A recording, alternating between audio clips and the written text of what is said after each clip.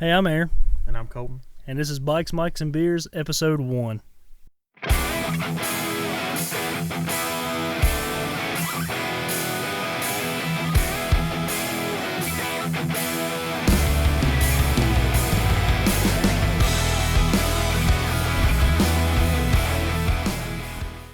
So what up, everybody? My name is Aaron. And I'm Colten. And again, this is Bikes, Mics, and Beers, our very first episode.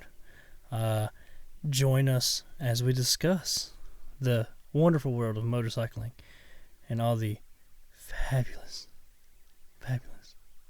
things you can do. So anyways, this channel is set up to provide you with information on different motorcycles, different gear, different electronics. We try to discuss everything that we use in either our videos or just when we're riding our daily lives. We will also discuss different bikes every single week, and that's going to be the cool part. We're going to bring a different bike to the table each week. Colton's going to pick one. I'm going to pick one. Neither one of us are going to know what the other one picks. Right, so we will present it to you guys as we present it to each other, so it will be completely blind as to what the other guy is presenting that week. Now let's keep in mind, Colton here likes a stripped down, plain Jane, nothing fancy motorcycle. I'm a cruiser, or more of a chopper, make it slim, trim, mean, little as you have to make it go down the street. On the other hand, I like it all. Aaron likes the bags and the radio and the backrests and anything to make it obnoxious. I like it. I want it. Yeah. All of it. Yeah. So let's get into it, Colton. Today we're going to discuss our motorcycles. We know, we'll break everybody into that first. We'll discuss what we ride, our daily riders, if you want to call them that, because we pretty much ride as much as we can when we can. So we'll discuss those first, and then episode 2 we'll start into the random bikes that we pick and all that stuff. Oh, we're forgetting something. The beer, because this is Bikes, Mics, and Beer.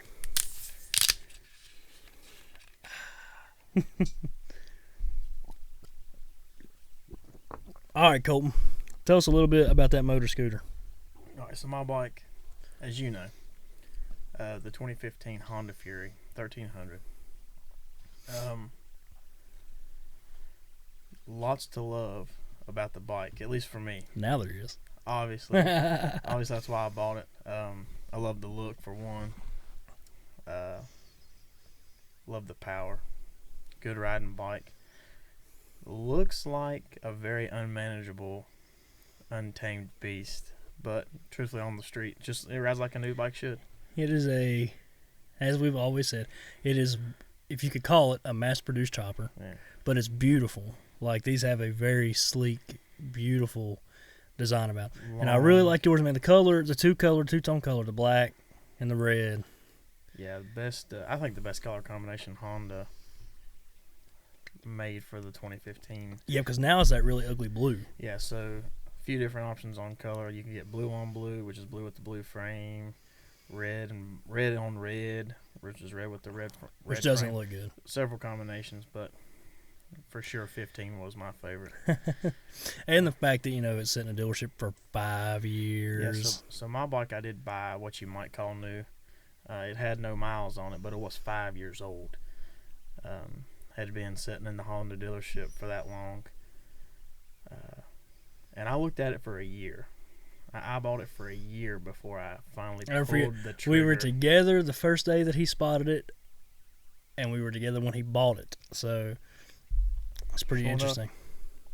Yeah, and I have no regrets on the bike. Not even one letter? No regrets? No regrets. Very beautiful bike, man. Very, very. It's nice. I like it. We'll go over some pros and cons of each of our bikes. We've also ridden each other's bike, obviously. A lot, yeah. So we can talk a little bit about what we prefer, one to the other. But Aaron, go ahead and present your bike to us. 2002 Kawasaki Mean Streak, Vulcan Mean Streak, 1500. It's a bad lad. She is a bad lad. I enjoy this motorcycle so much, and I'm 100% honest. When I first bought it and I rode it home, I was like, I don't know that I'm gonna like this motorcycle because of the bars and stuff like that. I wasn't used to kind of being seated forward a little bit and stuff like that because I come off a gold wing. Flashy bagger. But that's another story. But no, 2002 1500. She is custom painted, so there's not a one like her out there anywhere. That's true. However, there's a Mitsubishi Eclipse that matches her. we gotta find a picture of that. There's a local guy who apparently paint. I mean, if they didn't have the paint left over from that bike, or vice versa, maybe. But I mean, it's like spot on, 100% the same. Not quite as pretty. No. Aaron's bike is quite has had quite a bit of work. It's got work done to it. Slightly wrecked in the front end, chopped rear fender, new brake lights, tail lights. It's got saddlebag lights too, which is, I mean, I like if you can see them, but we'll go over that in a second. So it's a solid bike. It's got right now 38,000 miles on it, which a lot of people are like, oh, that's a lot on a bike. I've got to the point now where I'm like, and this guy, the guy that I bought it from, babied this bike like it was his pride and joy. So yeah, we're kind of comparing apples to oranges here with your. I mean, my bike is bone stock except a seat. But Aaron's bike very highly modified. Hypercharger, Vance and Hines pipes, all the goodies, seat, bags, luggage rack, controls, windshield. Yeah, recently installed phone charger. Yeah, we'll talk about that later as well. Tell some pros about that Fury. So as we went over with the Fury, it looks great, has good power. The reliability, that Honda reliability, it's fuel injected, shaft drive. I would have a Honda. I would still have my Gold Wing if I wouldn't have had this bike. Honda is fantastic. The Gold Wing, my Gold Wing had 87,000 miles on it. I mean, that's a lot, but it's also a Honda Civic engine on mine. I could pull a small house with the Gold Wing. Yeah, so the Honda reliability, definitely a plus. The looks, definitely a plus. The power, the comfort. So it has kind of what I would consider a forward control. Bars are very comfortable for me personally. Very stretched out on that bike, and it is comfortable because you don't. The only thing cramped on that bike before was my butt because of that seat. So recently upgraded the seat to the Mustang Vintage Series seat. Not for me because I was pretty comfortable on the original seat. I mean, I really like that Honda seat. However, if you've ever seen a Fury, or we can throw a picture up, but the back seat on this thing is tiny. And my girlfriend developed some interest in riding, and I'm glad I made the change. You will thoroughly enjoy Mustang. the Mustang seat. Yeah, I mean it's a noticeable difference in the distance that I can ride without having to get up and stretch. And yeah, any more pros on that thing? It's just good. It's just a fun bike. It is a very nice bike. If anybody ever gets a chance to either ride one, or if you're in the market for one and don't know if you should buy it or not, pull the trigger. It's a very predictable bike. It's a good beginner bike. It's a good bike to buy and own for the rest of your life. It's got plenty of power. It's very capable. Really enjoy riding it, and would recommend it to anyone. So some pros about my bike. Again, it's been customized. So I've got a windshield, I've got bags, I've got, like I said, that hypercharger, air cleaner, filter, whatever you want to call it. I got the Vance and Hines pipes. It sounds great. It does, and it's fast. Also, a power commander. Yeah, I forgot about that. Yep, this is the first thing I done to it. I had it for a couple days and was like, hey, bleep, bleep, bleep. But so, yeah, that's added on it. Windshield, all that good stuff. And it's got a very small windshield on it, so I'm not too upset with that. And that's okay. I keep looking over at it. I know you guys can't see it, but I keep glancing because we're in my basement doing this, and she's right there beside me. They're on display for us. Pros, it's got the custom paint. And, as you've seen the picture that I've showed, the guy that done this did a very good job on it, spent a lot of time doing it, and he done it right. Like, there was nothing on this bike that was half-assed, so to say. So It is a well built okay. bike. And it rides good. It rides really well, except for a couple issues that we'll talk about. That'll be in my cons section. Some upsetting things, I guess, but I guess I'm learning to get over them, and I think we may have figured out what was wrong with it. So what are some cons on the Fury? Cons on the Fury. Well, didn't even realize it, but one con is the seat. Obviously, a passenger cannot ride on the factory seat. That's money you got to spend. Listen, I'm going to throw this con out for Colton.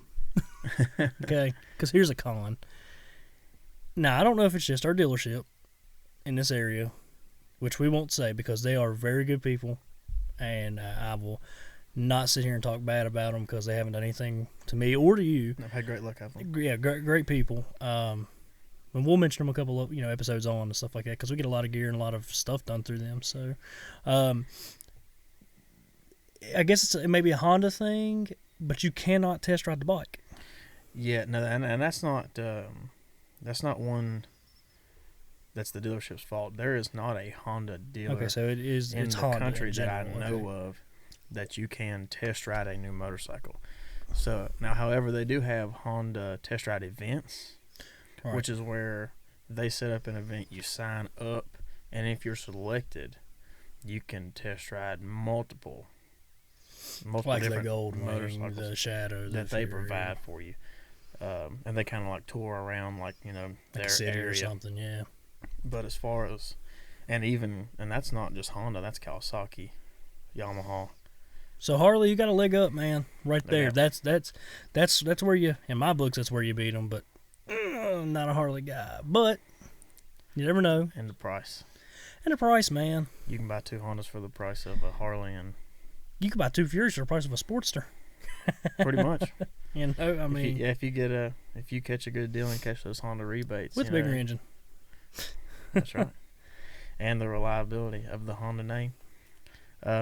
So another con on mine, which I've learned more and more, is the lack of aftermarket support for the bike.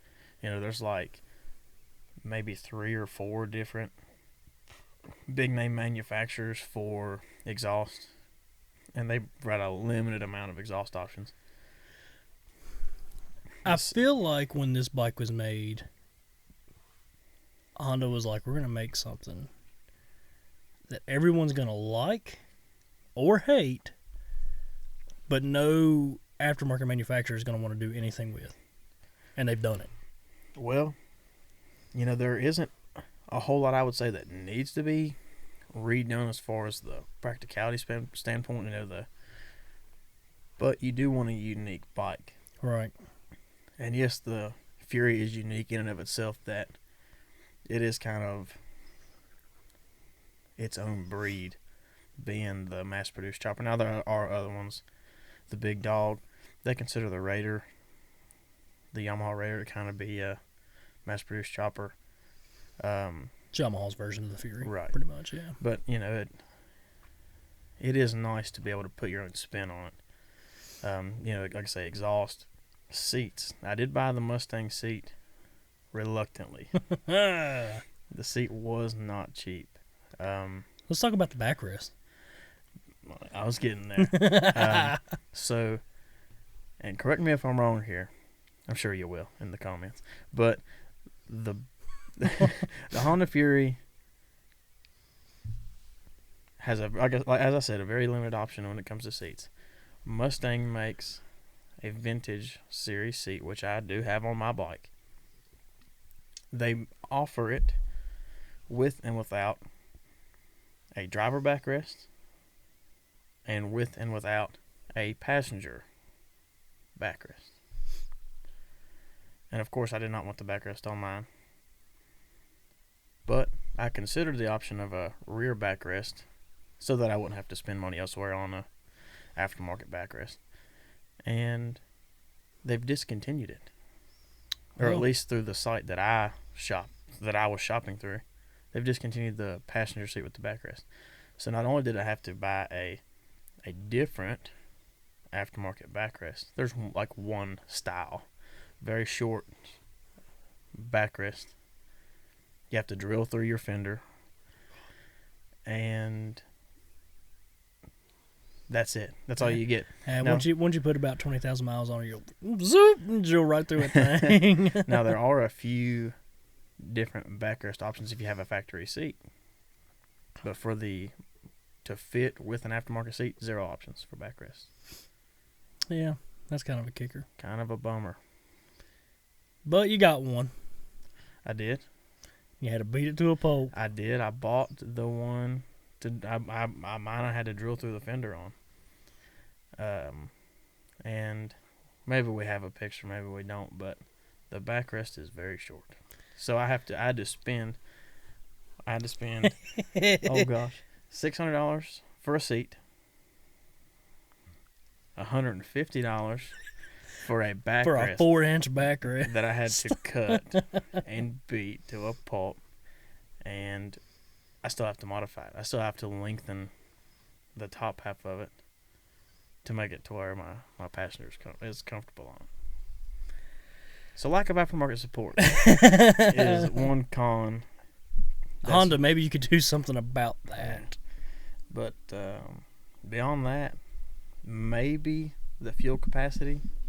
It does have. I don't necessarily think that's. You get what, 120, 130. They advertise it at like 100, and I think they advertise it like 130 ish. Well, I know mine can get 130. We learned that last weekend. The fuel light comes on about 120. I'm confident that you can get 130 miles out of a tank. That's kind of depending on what standards. That's okay. Yeah. But it would be nice to get a little bit more out of it. Yeah, if you're putting at 55 mile an hour the whole time, yeah, you'll get 130. For sure. I guess that could be what you might call another con. No gas gauge. No gas gauge or tack, right? No tack. Just a dummy light for the fuel. We've talked about this before. You do not like the fact that you cannot get your rev limiters off.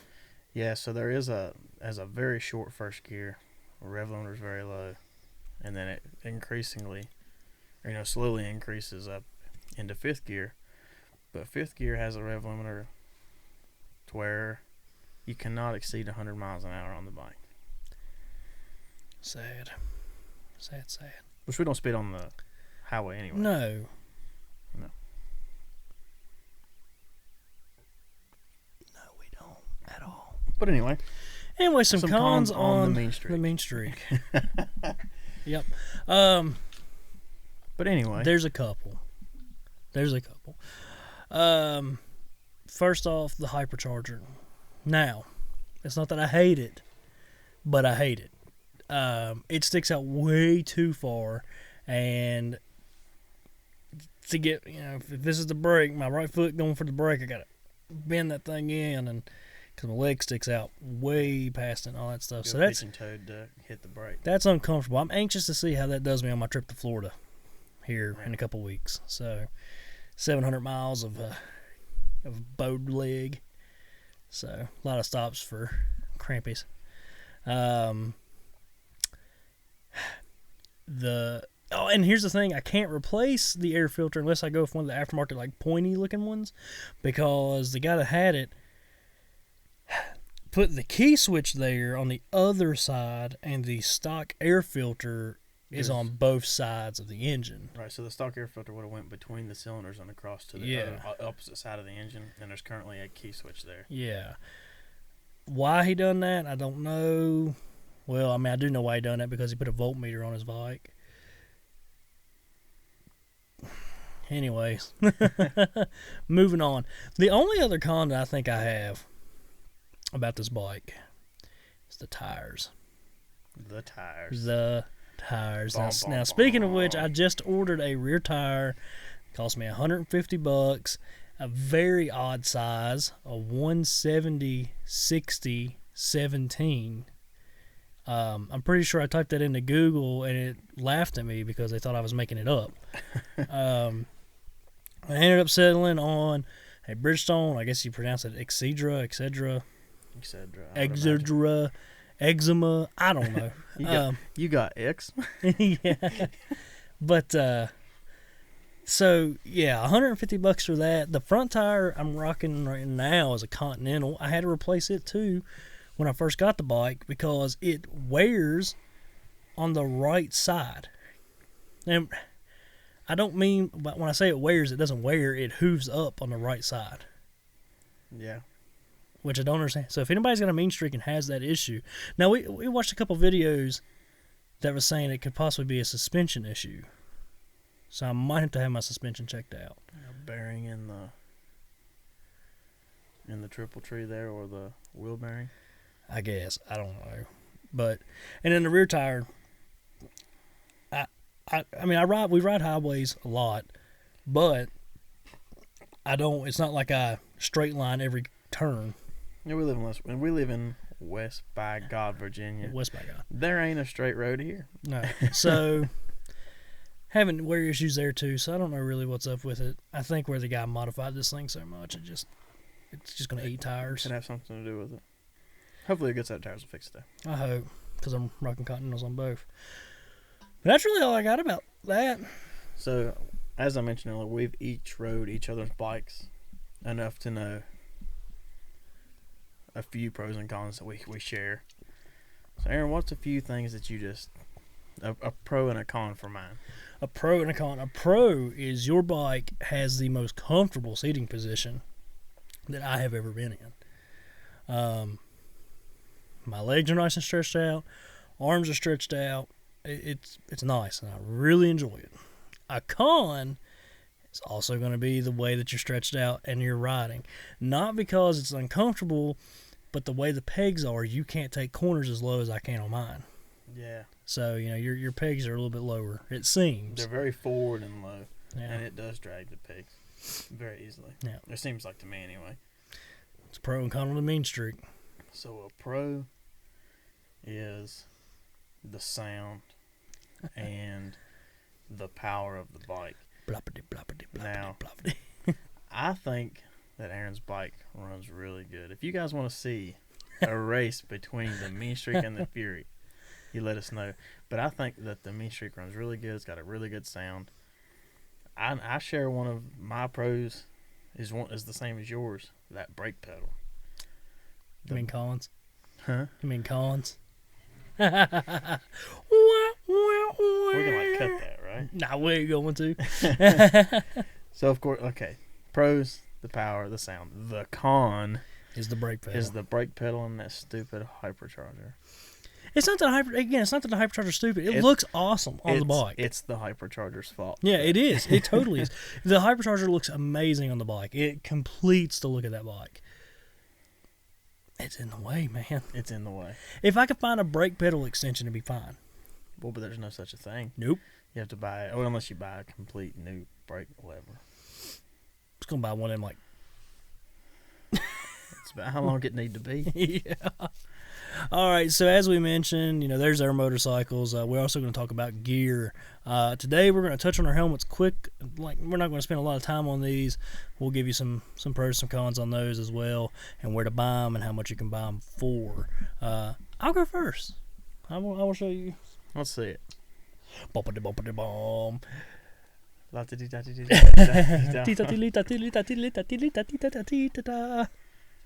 SpongeBob, anybody? So here you go. This helmet is the Torque TB15, something like that. I think it's the TB15. Yeah, no, sorry, the T15B. Close enough. You can buy this thing on Amazon for the low price of $219. Now, the B in this stands for Bluetooth, because this has Bluetooth built into it, has a headset built into it, and a microphone, so I can talk to people through my phone, going down the road and all that stuff. I can listen to music, so on and so forth. It's got the controls right here, as you can see, spinny wheel, button. Also has a drop down visor. Don't know if you guys can really see that. Let me turn it sideways, maybe. Nope, you still can't see it. Well, you know. Anyways, drop down visor, which is really cool, man. I really like the drop down on that because it's really good. Some pros on it is this awesome paint scheme. I really thoroughly enjoy this paint scheme. You guys are going to learn that if anything's got red, white, and blue or stars and stripes on it, I like it automatically. Some cons. Actually, another pro is it doesn't fog up that bad at all. This helmet's really good about not fogging up. Don't fog up. But so it's really good on that. I do like that, and the sun shield as well doesn't fog up either, so that's good. Some cons. If you wear an extra large in a regular helmet, buy a large. This helmet does not fit as it says. I wear an extra large typically, and this helmet is an extra large, and it feels like I'm wearing a double X. So that kind of sucks, and it makes this helmet really uncomfortable and not, yeah. Another con, this helmet is heavy.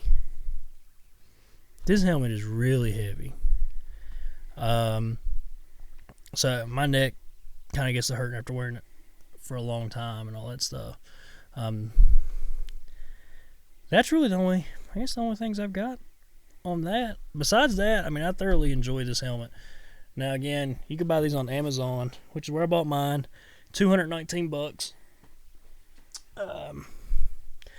Also, they're not good if you mount GoPro mounts on your helmets. Because of the shape. Yeah. I don't know if you can see it. I've got one on the side right here. It took me forever to figure out where to mount it. And even then, I'm not happy with it. You can't really mount one in the front because of the way it's designed. So, yeah. My helmet also came from Amazon. This helmet was $198. So he's already got me beat. And it came with a free pair of gloves. Got me double beat. So this is the Freedcon BMS 2 in the flat black finish. It has the anti-fog shield just like Aaron's. Really good. Bluetooth also. Great sound quality going down the highway, 70-80 miles an hour. No problem hearing what I'm listening to. I can take calls. I can talk on the phone, no problem. It is modular, so the chin folds up. Very comfortable. A pretty light helmet, actually. The padding inside is excellent. It is, as I said, a very light helmet, obviously DOT approved. Even the gloves. I really like the gloves. The gloves are nice, man. They're a great summer pair of gloves, for sure. Now, here's the thing. I've worn Colten's helmet. It is true to fit. Yeah, so I wear a large helmet, and that helmet, of course, is a large. Fits great. Zero complaints there. Yeah, beautiful. And it's nice. I really like it. Sound quality is better than mine, and it is more comfortable than mine as well. The padding in his is fantastic. Fits me well, and it sounds 10 times better than mine ever dared to. And it's cheaper. Yeah. That's the pro. And free gloves. And free gloves, man. So, only con I have on mine is I do like the visor, the tinted visor. And that does have it. It's essentially useless. It is impossible to put down while you're riding without spinning the helmet. Because unlike the lever that Aaron's has, mine has, here, I'll show you. Mine has this here. This is how you deploy the yeah. Jesus. That is how hard it is. Is it really that hard? Go for it, big boy. Yeah, imagine doing that going down the road one-handed. I can't even get it back up. Man, that's miserable. Now, I will give you that on mine. Mine's easy to use. That's my con for the helmet. But the pros far outweigh the cons for the Freedcon helmet, in my opinion. I agree. For sure. It's a beautiful helmet. Like I said, about wraps us up for episode 1. I hope you guys enjoyed it. Again, we're going to be trying to post these every Monday. So we're going to try to put these up every Monday. Bring a little joy to your Monday, because Mondays suck. Yes, they do. God, this one was no exception. It's not even Monday. Be sure to put your opinions in the comments. If you want to see a bike reviewed, put it in the comments. Like, subscribe to the video, or subscribe to the channel so that you'll get daily. Holy shit. Subscribe to the channel so you get updates every time we post a video. You get notifications when we post a video. And, again, we hope you guys enjoy it. Peace out.